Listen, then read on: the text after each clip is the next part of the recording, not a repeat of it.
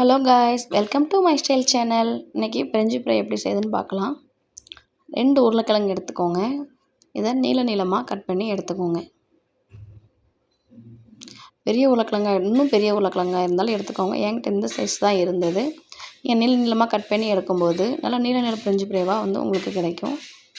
சின்ன குழந்தைங்களுக்கு இப்போ பிடிச்ச ஃபேவரட், என் பிள்ளைங்களுக்கு ஃபேவரட் டிஷ்ஷே இது தான். ஆனால் இருந்தாலும் அடிக்கடி செய்ய மாட்டேன். வீக்லி ஒன்ஸ் இந்த மாதிரி தான் செஞ்சு கொடுப்பேன். இந்த மாதிரி ஒரு சட்டியில் தண்ணியை கொதிக்க வச்சுட்டு கொஞ்சம் மஞ்சள் பொடி சேர்த்துக்கோங்க.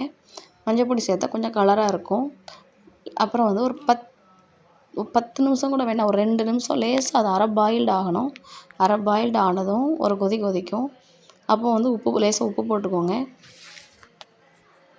உப்பு போட்டு ஒரு கொதி தான், ஒரு 2 நிமிஷத்துலேயே கொதிச்சிரும். நீங்கள் 2 நிமிஷத்தில் கொதிக்க விட்டு எடுத்துட்டு அப்புறம் என்ன பண்ணுங்கள், அந்த தண்ணியை வடிச்சிட்டு பச்சை தண்ணியை மிக்ஸ் பண்ணி வச்சுருங்க.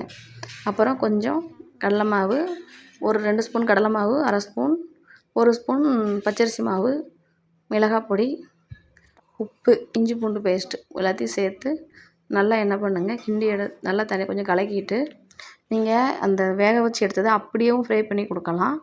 இந்த மாதிரி ஃப்ரை பண்ணி கொடுக்கும்போது நீங்கள் ஒரு மணி நேரம் கழித்து சாப்பிட்டாலும் நல்லா கிறிஸ்பியாக இருக்கும். இது நீங்கள் அப்படியே எண்ணெயில் போட்டு எடுத்தால் கொஞ்சம் கிறிஸ்பி கம்மியாக இருக்கும். பிடிச்சா லைக் பண்ணுங்கள், சப்ஸ்கிரைப் பண்ணுங்கள், செஞ்சு பார்த்துட்டு சொல்லுங்கள்.